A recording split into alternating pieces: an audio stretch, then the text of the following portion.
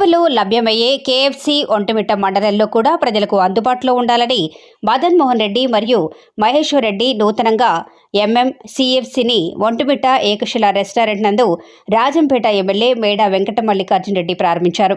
ఇందులో కేఎఫ్సి మరియు fried chicken burger కేఫ్ను ప్రారంభించారు. ఒంటిమిట్ట మండలంలోని చుట్టుపక్కల గ్రామాలకు అనుకూలంగా ఉండాలని ప్రారంభించారు.